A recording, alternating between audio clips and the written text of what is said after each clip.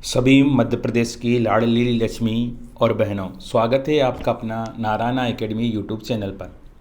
जैसा कि आपको विदित है, महिला पर्यवेक्षक भर्ती 2024 कैलेंडर में सितंबर में आपका नोटिफिकेशन आ चुका है। सितंबर में पेपर होने वाला है।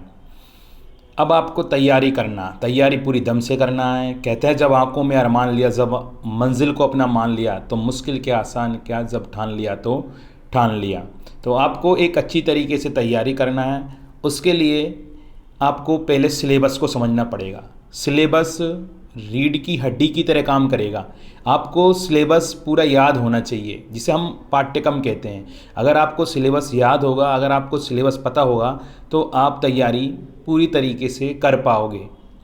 नहीं तो आप देख रहे होंगे, जब से ये वैकेंसी आई तब से हर यूट्यूब चैनल पर हर व्यक्ति, हर कोचिंग सेंटर पढ़ाने बैठ गए हैं। कोई भी पढ़ा रहा, कोई प्रबंधन या वर्ग 3 का ही बाल विकास पढ़ा रहा, वर्ग 2 का ही बाल विकास। तो आपको वो चीज़ें नहीं पढ़नी। आपको सिर्फ सिलेबस में जो लिखा है, सिलेबस में जो है बस उसको पढ़ना है, सिलेबस के आधार पर। और आपको, अगर आप आ नहीं सकते हो, अगर आप यहाँ आ नहीं सकते हो, तो आप सिलेबस के अकॉर्डिंग नोट्स ले लीजिएगा। आप सिलेबस के अकॉर्डिंग ही पढ़िएगा। अगर आपने सिलेबस के अकॉर्डिंग पढ़ा तो बिल्कुल पेपर में क्वेश्चन एज इट इज़ वैसे ही बनेगा। दूसरा नंबर बात आती है, फिर क्या होना चाहिए सिलेबस के बाद में, तो previous year solved paper. Previous year solved paper अगर आप नहीं आ पाओ, अगर आप आते भी हो, अगर आप नोट्स भी लेते हो, तो आपको एक और आधार बनेगा, जिसे हम कहते हैं प्रीवियस ईयर सोल्ड पेपर।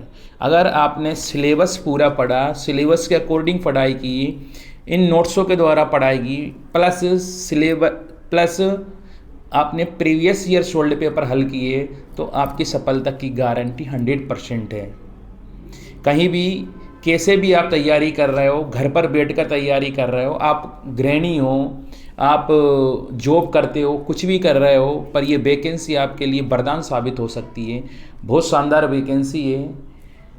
अगर आप थोड़ी सी मेहनत भी करते हो, सिलेबस भी बहुत सरल है। अगर आप रेगुलर आते हो तो 2 से ढाई महीने में सिलेबस हो जाता है। पर अपन समय मिल रहा है, आज हमें समय मिल रहा है, आपको समय मिल रहा है। कहते हैं ऑफलाइन और ऑनलाइन में कितना अंतर होता है ये आप जानते हो। ऑफलाइन और ऑनलाइन में कितना अंतर होता है ये आप जानते हो। बस आपको जहाँ तक हो ऑफलाइन अटेंड करना। अगर ऑफलाइन नहीं कर पा रहे तो आप ऑनलाइन करो, अपना समय निकालो। कहते हैं समय न लगाओ तय करने में कि क्या करना, वरना समय तय कर लेगा कि आपका क्या करना है। तो आज हम बात कर रहे हैं सिलेबस। तो मध्य प्रदेश महिला पर्यवेक्षक का सिलेबस क्या है, क्योंकि सिलेबस ही वो आधार है जिसके द्वारा हम ये जंग जीत सकते हैं। तो सबसे पहले बात कर लेते हैं पाठ्यक्रम यानी सिलेबस के। कुल अंक 200 है। कुल अंक कितने हैं? 200 है। तो याद रखना, प्रथम खंड में पोषण एवं स्वास्थ्य, प्रथम खंड में पोषण एवं स्वास्थ्य। तो याद रखना, पोषण में आपका आएगा संतुलित आहार, पोषण में आएगा आपका संतुलित आहार, macronutrients, micronutrients, calorie, protein, vitamin, सूक्ष्म खनिज तत्व जैसे iodine, vitamin A, iron, zinc, vitamin तथा कैल्शियम की कमी से होने वाली बीमारियां व उनकी रोकथाम।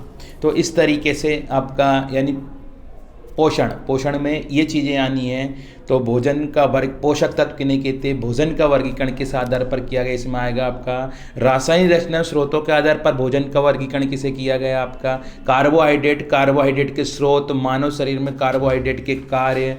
इस तरीके से सिलेबस का पोर्शन है प्रोटीन के स्रोत, मानव शरीर में प्रोटीन के क्या कार्य, वसा में घुलनशील विटामिन कौन कौन से, फोलिक एसिड किसे कहते हैं, बायोटीन किसे कहते हैं, कैल्शियम, आयोडीन, पोटेशियम ये खनिज लवण में आते हैं। पानी में घुलनशील विटामिन कौन से होते हैं। तो इस तरीके से आपका भोजन का भंडारण, दूध एवं दुग्ध उत्पाद, फल, मांस, मछली, सब्जियां, भोजन का प्रतिरक्षण, ये सब जैविक प्रतिरक्षण, ये आपके पोषण में आना है। तो क्लियर होगा आपका। नेक्स्ट आगे बढ़ते हैं। जीवन की विभिन्न अवस्थाओं में पोषण का महत्व, जीवन की विभिन्न अवस्थाओं में पोषण का महत्व याद रखिएगा। दूसरा चैप्टर है जीवन की विभिन्न अवस्थाओं में पोषण का महत्व। जीवन की तो किशोर अवस्था, गर्भावस्था, धात्री माताएं, नवजात शिशु, बाल अवस्था, वयस्क में। तो इसमें आपका दूसरे चैप्टर में आ जाता है, दूसरे अध्याय जीवन की विभिन्न अवस्थाओं में पोषण का। शेष अवस्था में पोषण कैसे दिया जाता है, शेष अवस्था में पोषक तत्वों की आवश्यकता क्या है, प्रोटीन कितना शेष अवस्था में, कार्बोहाइड्रेट की मात्रा कितनी होगी, आपकी वसा की मात्रा कितनी होगी, खनिज लवणों की मात्रा कितनी होती है, तो ये वाला पढ़ना। शिशु की शेष अवस्था का प्रारंभिक महीनों में आहार क्या होता है, स्तनपान का महत्व, स्तनपान के लाभ, बोतल का दूध बनाने की विधि, बोतल द्वारा दूध समय यानी ध्यान देने कुछ योग्य बातें, दूध की मात्रा, अनुपूरक भोजक, पूरक भोजन, 6 माह के लिए 1 दिन की आहार तालिका, 12 माह के शिशु के लिए 1 दिन की आहार तालिका, प्रतिदिन की आहार तालिका, शिशु का शेषावस्था के मध्य अंतिम महीनों में आहार, स्तनपान कराने वाली स्त्री के लिए आहार, स्तनपान कराने वाली स्त्री के लिए पौष्टिक तत्वों की आवश्यकता, कैलोरी, पोटेशियम, इनकी कमी, फिर आपका उपचारात्मक आहार चिकित्सा का महत्व, बाल अवस्था में पोषण, किशोर अवस्था में पोषण, वयस्क अवस्था में पोषण, ये आपका दूसरे चैप्टर में है, ये याद रखिएगा, ये आपके दूसरे चैप्टर में है, ये आपका कई बार। तो इस तरीके से आपका दूसरे चैप्टर में इतनी सारी बातें हैं, तो आप सिलेबस के अकॉर्डिंग पढ़िएगा। ये 8 नंबर का है आपका। तीसरा है आपका गर्भवती की देखभाल। तो तीसरा चैप्टर आपका या तीसरा अध्याय कह सकते हैं गर्भवती की देखभाल। तो इसमें गर्भवती की देखभाल में आपके गर्भावस्था में वजन, देखो गर्भावस्था में वजन की निगरानी पढ़ लेते हैं, मातृ शिशु रक्षा, गर्भावस्था में खतरों से बचाव, गर्भावस्था में प्रसव पूर्व स्वास्थ्य जांच, ये 7 नंबर की। तो मातृ में शिशु स्वास्थ्य नीति, निषेचन, निषेचित डिंब का विकास, अपरा भ्रूण का विकास, गर्भावस्था, प्रथम अवस्था 12 हफ्ते क्या होते हैं आपके, द्वितीय अवस्था कौन सी होती है, तृतीय अवस्था कौन सी होती है, प्रसवावस्था में देखभाल, बच्चे के जन्म की अवस्था है, गर्भवती महिला की देखभाल, गर्भावस्था का परीक्षण, प्रसव को बेहतर ढंग से कराने के लिए आवश्यक वस्तुएं, प्रसव के दौरान संक्रमण को रोकना, प्रसव की प्रक्रिया, प्रसव के बाद रुधिरस्राव, गर्भपात, पूर्व प्रसव बचपन के रोगों का प्रबंधन। तो इसमें ये सब बातें आ जाएंगे। मातृत्व लाभ, तो इसमें तीसरे चैप्टर में गर्भवती की देखभाल में ये सब आ जाएंगे, ये 7 नंबर का है। चौथा है आपका टीकाकरण। तो याद रखिएगा टीकाकरण महत्वपूर्ण टॉपिक है आपका। टीकाकरण में आपका आएगा टीके का औचित्य क्या है, तो पहले पूरा पढ़ लेते हैं। राष्ट्रीय टीकाकरण केंद्र आने वाले टीकाकरण का महत्व, टीकाकरण में होने का दुष्प्रभाव, ये आपका 8 नंबर का। तो इसमें टीका आ गया, टीके का क्या औचित्य है, टीके क्यों, कब और कैसे लगाए जाते हैं, चेचक का टीका, क्षय का टीका, डिप्थीरिया, कुकुर खांसी, टिटनेस आदि के लिए मिश्रित टीके, MSR वैक्सीन, खसरे का टीका, टाइफाइड का टीका, पोलियो ड्रॉप्स, टीका कहाँ लगवाना चाहिए, टीके के नाम, आरंभिक टीके, दोबारा लगाने की अवधि, राष्ट्रीय स्वास्थ्य नीति 2002, राष्ट्रीय क्षय रोग नियंत्रण कार्यक्रम, पल्स पोलियो अभियान, मिशन इंद्रधनुष के द्वितीय चरण का शुभारंभ, ये सब आपके टीकाकरण में आ जाएगा। महत्वपूर्ण टॉपिक है ये भी, सभी टॉपिक महत्वपूर्ण हैं। 5वां आपका स्वास्थ्य के विभिन्न राष्ट्रीय कार्यक्रम। 5वां है आपका स्वास्थ्य के विभिन्न राष्ट्रीय कार्यक्रम। स्वास्थ्य के विभिन्न राष्ट्रीय कार्यक्रम में NRHM ICDS अंतर्गत संचालित योजनाएं, ये 6 नंबर की। तो स्वास्थ्य अभिकरण, अंतर्राष्ट्रीय अभिकरण, विश्व स्वास्थ्य संगठन के उद्देश्य, यूनिसेफ क्या है, अंतर्राष्ट्रीय रेड क्रॉस क्या है, इसमें खाद्य कृषि संगठन क्या, अंतर्राष्ट्रीय श्रम संगठन क्या है आपके, विश्व बैंक, संयुक्त राष्ट्र, भारतीय रेड क्रॉस सोसाइटी, भारतीय तपेदिक संघ, भारतीय सेवक संघ, हिंद कुष्ठ निवारण संघ, ये सब आपके इसमें संचालित जो योजनाएं वो सब आ जाएंगी। कस्तूरबा स्मारक निधि, केंद्रीय समाज कल्याण मंडल, भारतीय परिवार नियोजन संघ, अखिल भारतीय नेत्रहीन जन समूह, अखिल भारतीय महिला सम्मेलन, भारतीय बाल कल्याण परिषद। तो आप सिलेबस का ज़रूर अध्ययन कीजिएगा, क्योंकि सिलेबस के आधार पर ही आप इस जंग को जीत सकते हो। अगर आपके पास सिलेबस नहीं है तो आप मेरे को हाई कर 88 199 39 220 8819939220 पे हाई कर भेज दीजिएगा, जिससे मैं आपको सिलेबस भेज दूं। आप कहीं भी कैसे भी आप बैठे हो, कहीं से भी आप तैयारी कर रहे हो, तो आपका सिलेबस सबसे इम्पोर्टेंट है। 6ठा इसमें आपका है कुपोषण तथा सामान्य बीमारी कुपोषण। तो जन्म के पूर्व कारण संरक्षण के उपाय, जन्म के बाद कारण संरक्षण के उपाय, ये 8 नंबर का है। तो थोड़ा ध्यान दीजिएगा इस पे भी। अच्छा चैप्टर है आपका जन्म। तो इसमें कुपोषण में आ जाए, कुपोषण क्या होता है, कुपोषण को कैसे पहचाने, कुपोषण के कारण क्या है, गर्भावस्था के दौरान लापरवाही क्या है कुपोषण, तो ये सब चीज़ें इसमें आ जाएगी आपकी। कुपोषण के सूचक, कुपोषण और स्वास्थ्य का संबंध, मध्य प्रदेश में कुपोषण, मध्य प्रदेश में बच्चों की स्थिति, कुपोषण नियंत्रण पर प्रस्तावित पहल, कुपोषण नियंत्रण में समेकित बाल विकास सेवा की भूमिका, बचपन में होने वाले सामान्य रोग, खांसी, तीव्र खांसी, पुरानी खांसी, इसके बीच दांत दस्त, उल्टियाँ, ये सभी इसमें जाएगा। निर्जलीकरण, कुपोषण में आपके मानव में जीवाणु द्वारा होने वाले रोग, ये भी आपके आने हैं, तो ये सामान्य बीमारी में भी आ जाएंगे। तो नेक्स्ट आगे बढ़ते हैं। सामान्य बीमारियां जैसे कि आपके उल्टी, दस्त, सामान्य बीमारी दस्त, उल्टी, आंखों नाल का संक्रमण, खसरा, गलघोटू, टिटनेस, काली काशी, तो ये आपकी सामान्य बीमारियों में आ जाना है। तो आपको बस इतना सा ध्यान देना है, बस टॉपिक को आपको छोड़ना नहीं है, इसमें से कोई सा भी टॉपिक आपको छोड़ना नहीं, सभी को पढ़ना है। ये कुल योग बराबर कितना, 55 नंबर का, बिल्कुल सिलेबस आसान है। जैसे सामान्य बीमारी जानकारी, तो मानव में जीवाणु द्वारा होने वाले रोग, उससे प्रभावित अंग है। जैसे अगर ट्रिक के द्वारा आप पढ़ते हो तो आसान हो जाता। पंडित का टिक्सी न्यू है, जीवाणु द्वारा, मनुष्य में विषाणु द्वारा होने वाले रोग, तो ये क्या है, रेखा हमें हिट करके जूही पीछे छोड़ गई, तो मनुष्य में विषाणु द्वारा होने वाली बीमारी, कवक के द्वारा होने वाली बीमारी, फंगस के द्वारा होने वाली बीमारी, आनुवांशिक बीमारी, ये आ जाएगा। तो बड़ा सरल टॉपिक है ये, आपका पहला पोर्शन हो गया, प्रथम खंड जिसे हम कहते हैं पोषण एवं स्वास्थ्य। द्वितीय खंड में सामान्य ज्ञान एवं तर्क शक्ति। अब यहाँ याद रखिए, यहाँ सामान्य ज्ञान ये नहीं है भारत के प्रथम राष्ट्रपति कौन है, कि वो आपके जी के नहीं आना है आपकी, उसमें सामान्य ज्ञान विभाग की योजना है। तो पहले ये 55 नंबर का पूरा पोर्शन, ये भी 55 नंबर का सामान्य ज्ञान विभाग की योजना है। तो इसमें महिला बाल विकास विभाग की योजना है, स्वास्थ्य विभाग की योजना है, पंचायत एवं ग्रामीण विकास की योजना है, सामाजिक न्याय विभाग की योजना है, आदिवासी विकास विभाग की योजना है। ये आपका 10 नंबर का। तो इसमें प्रमुख विभाग की योजना है, जैसे महिला बाल विकास विभाग की योजना है, जैसे सुकन्या समृद्धि योजना, जननी सुरक्षा योजना है, पीएम केयर फॉर चिल्ड्रन योजना है, सुरक्षित मातृत्व आश्वासन योजना, प्रधानमंत्री मातृ वंदना योजना है, राष्ट्रीय मध्याह्न भोजन कार्यक्रम है, सर्व शिक्षा अभियान, कस्तूरबा गांधी बालिका विद्यालय, समन्वित बाल विकास कार्यक्रम, स्वाधार महिला स्वयं सिद्धा योजना, राष्ट्रीय बाल श्रम उन्मूलन परियोजना है, किशोरी शक्ति योजना, उज्ज्वला योजना, धनलक्ष्मी योजना, इंदिरा गांधी मातृत्व योजना, राजीव गांधी किशोरी अधिकारिता योजना, राष्ट्रीय बाल नीति, स्वास्थ्य विभाग की योजना है, राष्ट्रीय आरोग्य नीति, राष्ट्रीय स्वास्थ्य नीति, राष्ट्रीय ग्रामीण स्वास्थ्य मिशन, आयुष्मान भारत प्रधानमंत्री जन आरोग्य योजना, आशा प्रधानमंत्री स्वास्थ्य सुरक्षा योजना, राष्ट्रीय स्वास्थ्य बीमा योजना, नवजात शिशु सुरक्षा योजना, NPDS राष्ट्रीय शहरी स्वास्थ्य मिशन, NUHM व्यापक रोग प्रतिरक्षण कार्यक्रम। तो ये, और पंचायत एवं ग्रामीण विकास विभाग की योजनाओं में आपके कौशल ऋण योजना, प्रधानमंत्री रोजगार योजना, स्वर्ण जयंती ग्राम स्वरोजगार योजना, महात्मा गांधी राष्ट्रीय ग्रामीण अधिनियम, इंदिरा आवास योजना, ग्रामीण शहरों में दीनदयाल उपाध्याय ग्रामीण ज्योति योजना, स्वच्छ भारत अभियान, प्रधानमंत्री आदर्श ग्राम योजना, राजीव गांधी ग्रामीण विद्युतीकरण योजना, राजीव गांधी LPG योजना, राष्ट्रीय ग्रामीण आजीविका मिशन, निर्मल भारत अभियान। तो ये फिर सामाजिक न्याय विभाग की योजना, सामाजिक न्याय विभाग की योजना में प्रधानमंत्री गति शक्ति योजना, सर्वप्रिय योजना आपकी, प्रधानमंत्री रोजगार सृजन कार्यक्रम, साक्षर भारत मिशन, कृषि मजदूर सामाजिक सुरक्षा कार्यक्रम, अन्नपूर्णा योजना, असंगठित क्षेत्र के कामगारों के लिए राष्ट्रीय सामाजिक सुरक्षा निधि, सामाजिक सुरक्षा कार्यक्रम, राष्ट्रीय सामाजिक सहायता कार्यक्रम, जनश्री बीमा योजना, राजीव गांधी श्रमिक कल्याण योजना, आम आदमी बीमा योजना, राष्ट्रीय सामाजिक सुरक्षा फंड, प्रधानमंत्री जन सुरक्षा योजना, प्रधानमंत्री जीवन ज्योति बीमा योजना, प्रधानमंत्री सुरक्षा बीमा योजना, अटल पेंशन योजना, मुस्कान योजना, आदिवासी योजना। इस तरीके से आदिवासी योजनाओं में भारतीय जनजातीय सहकारी विपणन विकास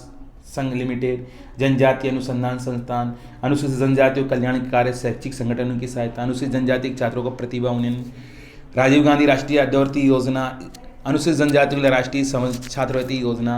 तो इन योजनाओं में प्रधानमंत्री की, मध्य प्रदेश की प्रमुख योजनाओं में लाडली लक्ष्मी योजना, निःशुल्क साइकिल वितरण योजना, कपिल धारा बलराम ताल योजना, गाँव की बेटी योजना, प्रतिभा किरण योजना, विक्रमादित्य निःशुल्क योजना, दीनदयाल अंत्योदय उपचार योजना, बीमार सहायता योजना, दीनदयाल चलित अस्पताल योजना, मुख्यमंत्री कन्यादान योजना, मुख्यमंत्री मजदूर सुरक्षा योजना, मुख्यमंत्री पिछड़ा वर्ग स्वरोजगार योजना, मुख्यमंत्री अन्नपूर्णा योजना, मुख्यमंत्री आवास योजना, मुख्यमंत्री पेयजल योजना, मुख्यमंत्री ग्राम सड़क योजना, अटल बाल आरोग्य पोषण मिशन, राम रोटी योजना, श्यामा प्रसाद मुखर्जी खुशबू परियोजना, एकलव्य शिक्षा विकास, माता की रसोई योजना, मुख्यमंत्री निकाय योजना, जंगल सराय परियोजना, पंच परमेश्वर योजना।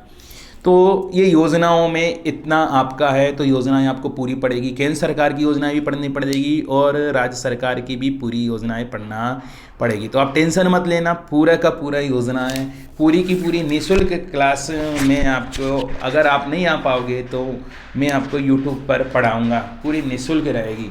अगर आप ऑफलाइन आ जाओगे तो ऑफलाइन में भी आपको यानी क्या बहुत फ़ायदा मिलेगा, क्योंकि ऑफलाइन से आपको बिल्कुल एज इट इज़ वैसे ही मिलेगा।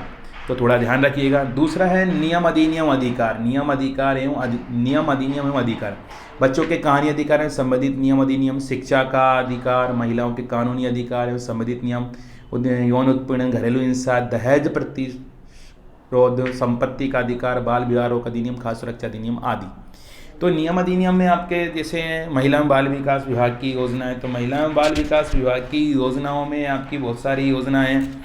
अगर मैं जैसे आपको घरेलू हिंसा, महिलाओं का संरक्षण अधिनियम, शिक्षा का अधिकार अधिनियम, शिक्षा का अधिकार अधिनियम, तो आपके जैसे संरक्षण अधिकार, सूचना दायित्व का वर्जन, परामर्श, आपका प्रतिकार, तो इस तरीके से बहुत सारी योजनाएं इसमें आपके अभियान, राष्ट्रीय खाद्य सुरक्षा अधिनियम, घरेलू हिंसा से महिलाओं का संरक्षण अधिनियम 2005 से संबंधित धारा तथा महत्वपूर्ण अधिनियम। तो इसमें नियम अधिनियम में किशोर न्याय, बालकों की देखरेख संरक्षण अधिनियम, किशोर न्याय परिषद की शक्तियाँ, माता पिता संरक्षण पर्यवेक्षक अधिकारी की सूचना। तो इस प्रकार घरेलू हिंसा, दहेज, तो ये 10 नंबर का है, ये भी इम्पोर्टेंट है। इम्पोर्टेंट आपके पूरे चैप्टर है। तो आपको पहले तो सिलेबस को पढ़ना है, याद करना है, लिखना है, फिर हमें तैयारी शुरुआत करना है। शारीरिक संरचना तीसरा चैप्टर है इसका, दूसरे खंड का, शारीरिक संरचना, पाचन तंत्र, ग्रंथियाँ, प्रजनन तंत्र, किशोरावस्था विकास, प्राथमिक और उपचार, ये 8 नंबर का है। तो ये पूरा पोर्शन, जैसे कई चैनलों पे देखा है कि साइंस पढ़ाने लगे हैं, तो भाई साइंस पूरा मत पढ़ाओ, साइंस में जो आपका लिखा है वो पढ़ाओ आप, ठीक है ना। हमें उनसे कोई लेना देना नहीं है। आप पढ़े लिखे समझदार हो तो आप पहले सिलेबस को, मैं बार बार बोलूँगा कि सिलेबस को पहले पढ़े, पहले सिलेबस को याद करें। तो इसमें क्या पढ़ना है बस वो टिक मार करो आप। तो इसमें पाचन तंत्र, तो पाचन तंत्र, ग्रंथियाँ, प्रजनन तंत्र, किशोरावस्था में विकास, प्राथमिक उपचार, ये सब चीज़ें पढ़ना है। तो ये आपका साइंस का पोर्शन हो गया, यानी साइंस का भाग है। शारीरिक संरचना में जैसे मानव पाचन तंत्र, मुख गुहा का पाचन, जीभ में, आमाशय में पाचन, इस तरीके से आएगा। बड़ी आंत में पाचन, छोटी आंत में पाचन, पाचन से संबंधित ग्रंथियाँ जैसे लार ग्रंथि, यकृत, यकृत के कार्य, इस तरीके से अग्नाशय, ये आए मनुष्य की अंतःस्रावी ग्रंथियाँ। तो आपका फिर आपका दे रखा है प्रजनन, किशोरावस्था का विकास। तो किशोरावस्था में विराम, किशोरावस्था में विकास, प्राथमिक स्वास्थ्य केंद्र के कार्य, आपके प्राथमिक स्वास्थ्य केंद्र कार्य, महिला स्वास्थ्य के कार्य, पुरुष जनन, प्रजनन अंग, स्त्री प्रजनन अंग, इनके बारे में, यानी ये पूरा टॉपिक आपका है शारीरिक संरचना। नेक्स्ट आगे बढ़ते हैं। आगे जब बढ़ते हैं तो कंप्यूटर का सामान्य ज्ञान सेकंड पोर्शन में, यानी सेकंड में आपका कंप्यूटर का सामान्य, तो कंप्यूटर का सामान्य, ये नहीं पूरा कंप्यूटर ही पढ़ना है। जो सिलेबस क्या कह रहा है आपका, कंप्यूटर का सामान्य ज्ञान में आपका MS ऑफिस का सामान्य ज्ञान, इंटरनेट मोबाइल संचालन का ज्ञान एंड कंप्यूटर का सामान्य ज्ञान। तो इसमें कुछ करंट के क्वेश्चन आ जाएंगे, तो थोड़ा बहुत पर का सामान्य ज्ञान कम उसने यानी क्लियर किया है। MS ऑफिस का सामान्य ज्ञान, इंटरनेट मोबाइल संचालन, कंप्यूटर का सामान्य ज्ञान आपको याद होना चाहिए बस। और जैसे कई महिलाएं, कई गृहिणियाँ, कई बहनें, कई लक्ष्मियाँ डरती हैं गणित से, तो टेंशन लेने की ज़रूरत नहीं है। सामान्य गणित 8वीं लेवल का आ रहा है, बिल्कुल सरल तरीके से। जब आप क्लास अटेंड करोगे तो आपको लगेगा कि बिल्कुल 0 लेवल से क्या है मैथ आएगा, मैथ के क्वेश्चन हमसे बिल्कुल बनेंगे।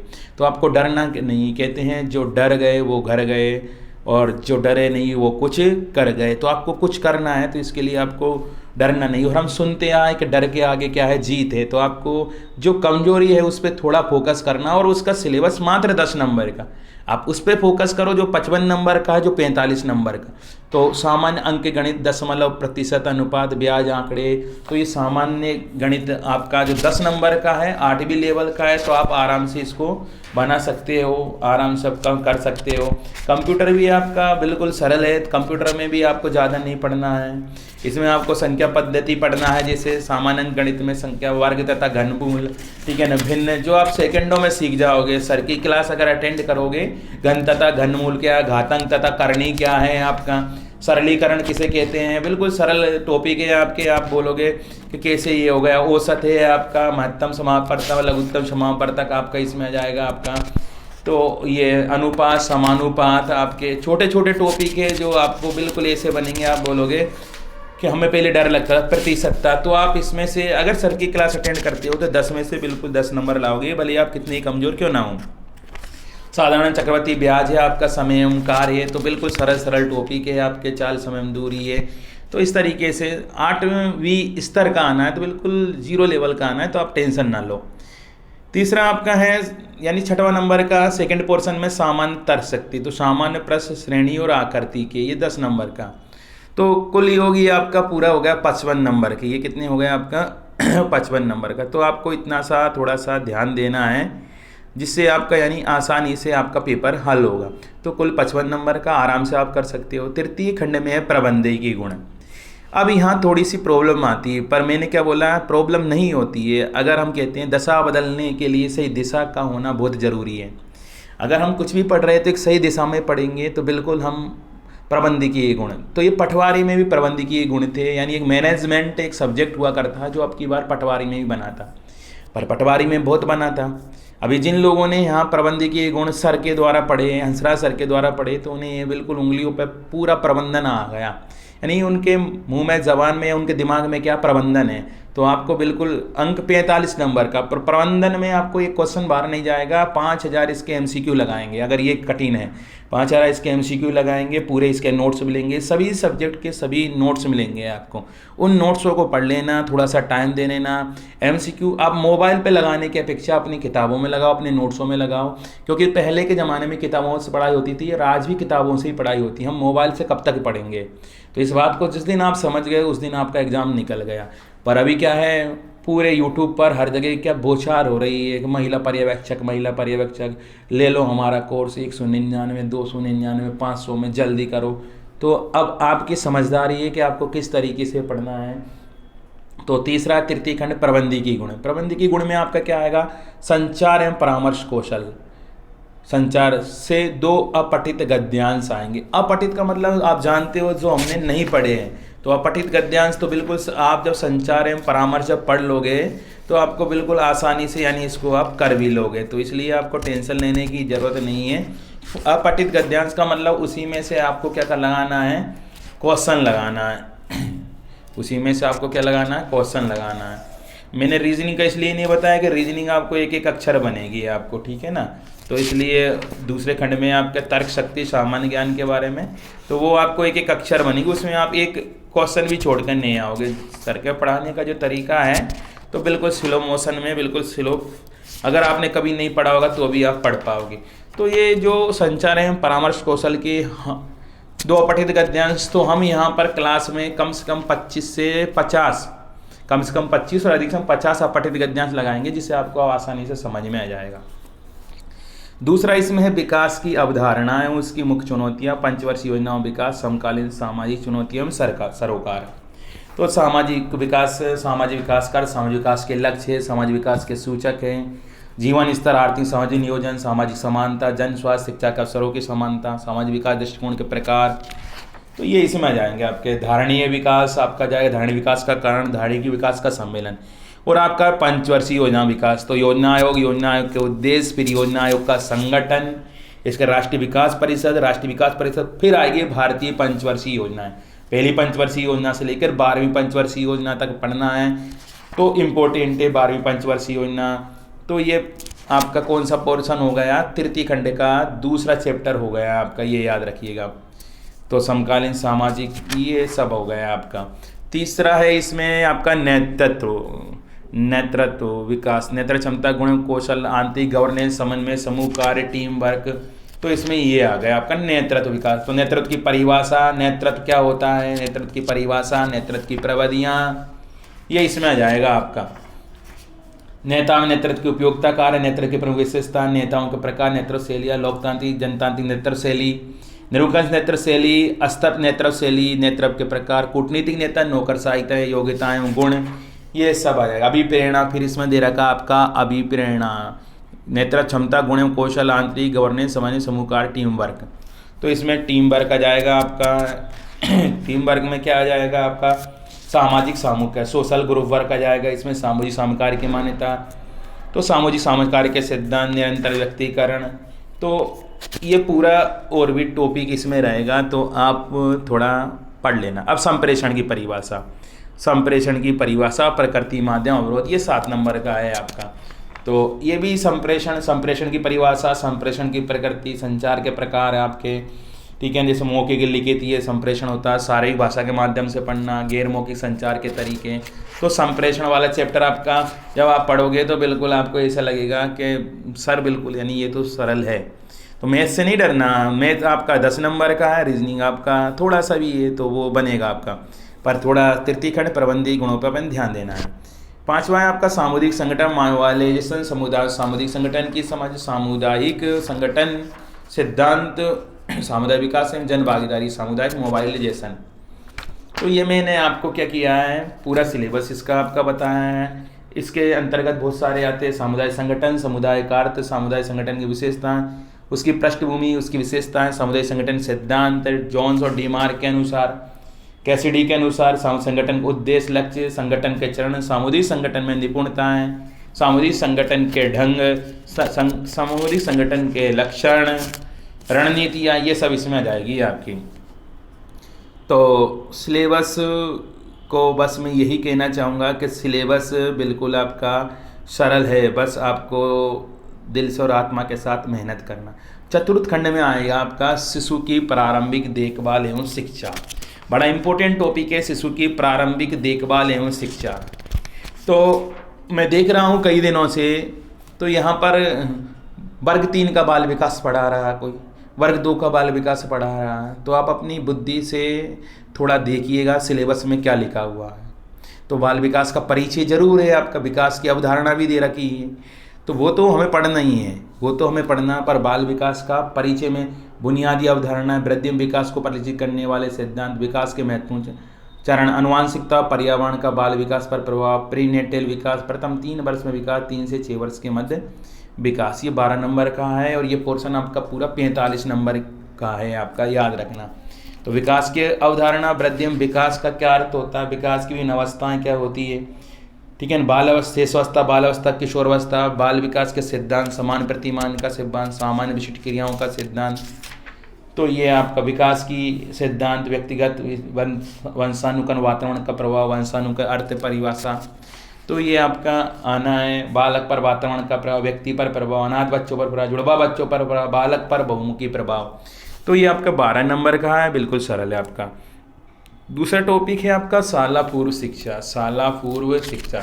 शाला पूर्व शिक्षा में आपका क्या आ जाएगा, शाला पूर्व की शिक्षा, तो देख लेते हैं। शाला पूर्व शिक्षा अवधारणा, औचित्य, आयु अनुरूप सीखने की श्रेणियाँ, स्तर, बच्चे के सीखने की प्रक्रिया, मानसिक क्षमताएं, शारीरिक गत्यात्मक विकास, संज्ञानात्मक विकास, भाषा विकास, सामाजिक भावनात्मक विकास, सृजनात्मक एवं सौंदर्य बोध का विकास। शाला पूर्व शिक्षा में अनौपचारिक शिक्षा की विशेषता, सीखने की प्रक्रिया तथा मानसिक क्षमताएं, आपके सीखने के प्रकार, अभिग्रहण, विवेचना विधि, आवर्तीकरण, रटकर सीखना, थर्नाइट के सीखने के नियम, तत्परता का नियम, तो इसमें थोड़ा वो आ जाएगा आपका आंशिक क्रिया का नियम, प्रभाव का नियम, साचार्य के लिए सीखने के वो तीनों गुण नियम आ जाएंगे आपके इस तरीके से। फिर आपका अवधारणा अनुरूप सीखने की श्रेणी, स्तर, बच्चे की सीखने पर मानसिक क्षमता है, शारीरिक गत्यात्मक विकास, संज्ञान विकास, तो ये आपका पूरा पोर्शन वही आ रहा। मानसिक विकास, बालक का संज्ञानात्मक विकास, संवेदी प्रेरक अवस्था, औपचारिक संक्रिया, जीन पियाजे, ये आपका पूरा बाल विकास वाला टॉपिक है। भाषा का विकास, भाषा सीखने के सिद्धांत, किशोर अवस्था में भाषा शिक्षण के सिद्धांत, तो इसमें ये आपका आ जाएगा विशेष। अब तीसरा है आपका विशेष आवश्यकता वाले बच्चे, विशेष आवश्यकता वाले बच्चे। अब तीसरा टॉपिक है आपका विशेष आवश्यकता वाले बच्चे, तो पहचान, सुविधा, संस्थान, राष्ट्रीय और राज्य स्तरीय कार्यक्रम, तो ये भी महत्वपूर्ण टॉपिक है आपका। सभी टॉपिक महत्वपूर्ण हैं, बस आपको क्या विशेष अवस्था, विकलांग बालक आपने पढ़ना, शारीरिक अपनता, असंगता की पहचान, ठीक है ना, शारीरिक रूप से विकलांग छात्रों की शिक्षा व्यवस्था, संपूर्ण अर्धअंध बालकों की शिक्षा, मानसिक रूप से पिछड़े छात्रों की शिक्षा, अधिक आवश्यकता वाले बच्चों की शिक्षा, 10 नंबर का है साथियों। ये भी आपका क्या है, सरल है। नेक्स्ट आगे बढ़ते हैं, बालक देखभाल एवं संरक्षण। तो बच्चे की देखभाल और संरक्षण की अवधारणा, तो चौथा कौन सा है आपका, की देखभाल, बच्चे की देखभाल और संरक्षण की अवधारणा, संस्थागत गैर संस्थागत देखभाल, बेसहारा एड्स नियंत्रण, निःशक्त जन बच्चों के लिए योजनाएं, बच्चों और कानूनीकृत बाल सुरक्षा योजना। तो ये सब है। ये भी आपका कितने नंबर का है? 11 नंबर का है। तो बड़ा अच्छा टॉपिक है। इस तरीके से ये आपके, अब इसमें मैं आपको बाल देखभाल एवं संरक्षण में ये आपका पूरा टॉपिक आ गया और इसमें पूरा क्या है, बाल विकास का टॉपिक आता है। तो हमारे टॉपिक ज़्यादा 2 से 3 टॉपिक, अब आपको पूरे टॉपिक नहीं पढ़ना है। ये आपका सिलेबस था। सिलेबस बहुत सरल है, बस आपको दम से एक सही दिशा में क्या करनी पड़ेगी, तैयारी करनी पड़ेगी। कहते हैं साथियों, जब आंखों में अरमान लिया, जब आंखों में अरमान लिया, जब मंजिल को अपना मान लिया, तो मुश्किल क्या आसान क्या, जब ठान लिया तो ठान लिया। ये सिलेबस सभी लोगों को पहुंचाइएगा। आपको नोट्स की टेंशन नहीं लेना, आपको पढ़ने की टेंशन नहीं लेना, बस आपको पढ़ना है। कहते हैं जब समय आता है तब समझ नहीं आती, और जब समझ आती है तब क्या नहीं आता, समय नहीं आता। अभी आपके पास दोनों है, समझ भी है और समय है। कहते हैं समय न लगाओ तय करने में, वरना समय तय कर लेगा। समय न लगाओ तय करने में कि आपको क्या करना है, वरना समय तय कर लेगा कि आपका क्या करना है। मैं सभी गृहिणियों से, मैं सभी बहनों से, मैं सभी लाडलियों से यही बोलना चाहूँगा, कोई चीज़ कठिन नहीं, सब आसान है अगर हम सोचते हैं, अगर हम करते हैं। बस शुरुआत करना पड़ेगा आपको, बस निकलना पड़ेगा आपको, बस समय देना पड़ेगा। समय को भी आपको समय देना पड़ेगा। मायूस मत होना ज़िंदगी से, किसी वक्त तेरा नाम बन सकता। दिल में हो आग, हो हौसला हो बुलंद, तो अखबार बेचने वाला भी जो भारत का राष्ट्रपति APJ अब्दुल कलाम बन सकता, तो हम क्यों नहीं कर सकते हैं। मैं आपका भाई, मैं बिल्कुल आपकी पूरी पूरी हेल्प करूँगा। आप जैसा बोलोगे वैसे। मेरा आप नंबर नोट कर लीजिएगा, 881998193939 आप मेरे को हाई करके भेज दीजिएगा। मैं आपको ग्रुप में जोड़ दूंगा। ग्रुप में आपको सिलेबस पूरा पढ़ाऊंगा, आपको पूरा जो ऑनलाइन पढ़ाऊंगा पूरा ऑनलाइन निःशुल्क रहेगा। मेरी एक क्लास नहीं रहेगी, अगर मैंने क्लास स्टार्ट कर दी थी पूरी क्लास में आपको पढ़ाऊंगा। पर अगर आप ऑफलाइन आना चाहोगे तो आपको वेरी वेरी वेलकम है, क्योंकि ऑफलाइन का एक अलग ही माहौल रहता है। ठीक है। जय हिंद, जय भारत।